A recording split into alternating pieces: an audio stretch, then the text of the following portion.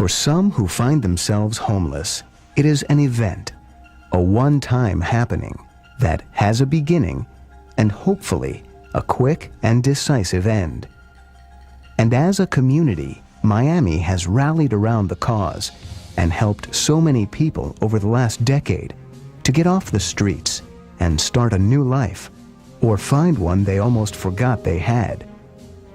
But along with the more visible act of helping the homeless to get off the street or out from under I-95, something had to be done for those at a crossroads of life to help them become a productive member of society and not slide back to life on the street. In French, it is called Carrfour. And in Miami-Dade, an organization called by that name is building futures through housing every day. In 1993, we had My name is Alma Santos, a single mother of an 11-year-old.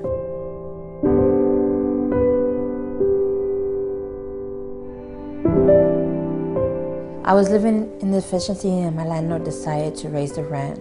Could not afford the rent, so he evicted me and my son.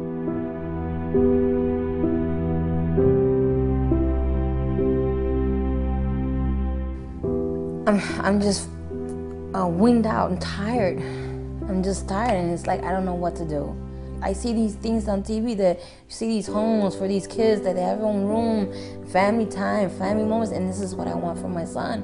And every time I try to get there, it feels like I just get punched back, get the breath taken out of me. I have to put this big front for my son like everything is okay, and it's not.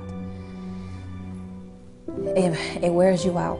As a mom, it wears you out and you keep going because you hope there is something there at the end of the tunnel. So I asked help from my son's school. They came and picked me and my son up, took me to the shelter. They provided me information and guidance and introduced me to Carrfour. And from there on, doors were opening up for me and my son. We are so glad to be here at this milestone at 20 years. Again, it was a matter of survival initially. We thankfully have passed that point.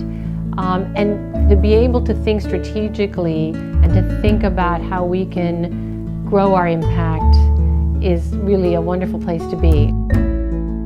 When you talk about the properties that Carrfour has developed over the years, the first one that has to come to mind is our first property, which was Rivermont. It was the most difficult project that we were doing because nobody knew Carrfour.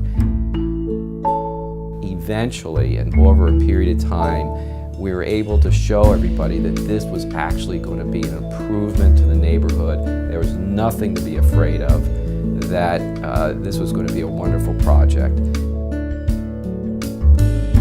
So Carrfour has a commitment not only to develop housing, but to really be a catalyst for change in any community that we enter. We want to bring improvement just visually to the block. We want the building to be the nicest building on the block or close to the nicest building on the block, so that it really has the impact of starting to turn a blighted area around. And we also feel very strongly about bringing something else to the community other than the housing. So we really do our best to employ folks in the construction process or management of the building that are from that immediate vicinity. So we're not only bringing housing units, but we're also bringing employment to the community. And we also try to bring different uses, and we try to be innovative about that. So for example, in Villa Aurora, we have a public library. In our Verde Gardens project down south, we have a farm and a farmer's market. We're talking to a couple of organizations to move into, to have a couple different not-for-profits renting space out for us in Schuler Manor, so that that's a new asset to the community that they didn't have before. That's very important to Carrfour, that we're just not bringing housing units, which are important in and of themselves, but that we're really serving as a catalyst for the greater community that we're moving into.